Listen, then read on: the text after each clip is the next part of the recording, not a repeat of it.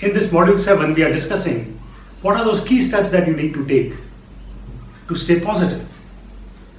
Now, the second step, which is very critical, is to manage your self-talk. Now, the person with whom you talk the most all the time is yourself. Whenever you're alone, or even when you are with someone, there's a continuous voice, a continual chatter going on inside your mind. This chatter is describing different situations, possibilities of the future, regretting the past, going back to relationships, imagining things for you, criticizing you, and appreciating you. It's taking decisions for you, being emotional, but it's having an ongoing, continuous conversation inside your mind. Now, this self-talk is one of the most powerful factors to decide whether you are positive or negative. So, very critical step you have to take is to manage this self-talk. So, some of the things that you need to do with this self-talk are, firstly, praise yourself more. Focus on your strengths. There are a lot of things that you have done right. A lot of areas where you have won. You have succeeded. Focus on them. Don't worry about the negative or the development areas, because the self-talk will take care of them anyway. What you need to focus on when you are alone is to praise yourself. Say good things about yourself.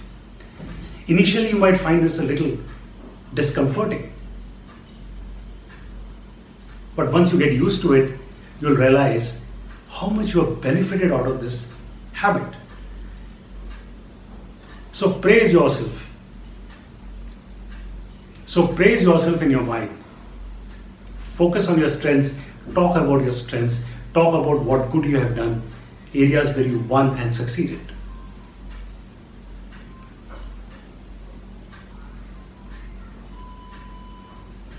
Secondly, try to make the self-talk a bit gentle in the criticism. It should be more of a adult to adult kind of talk and not one where it's getting too emotional. Where the voice in your mind or the voice in your head is shouting at you and criticizing you very strongly. These voices that criticize us, we carry them in our heads from childhood. And we tend to get used to them. But now is the time for you to go back, listen to this voice, and rationalize it. Make it go gentle on the criticism. Because criticism is good.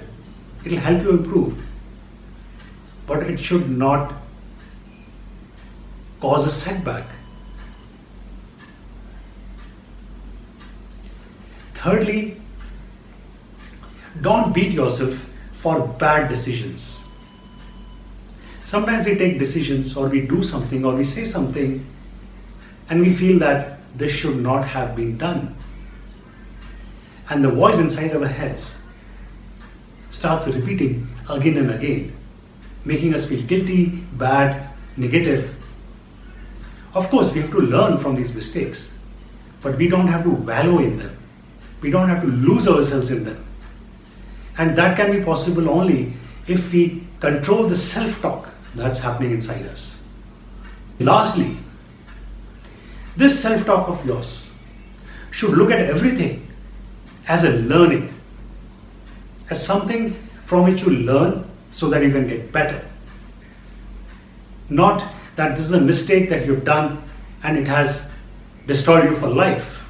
No, nothing that we do destroys us for life. It's actually a learning for us. We need to keep learning from it and moving forward. So, as we discussed in this part of Module 7, the second most important step is to manage the self-talk.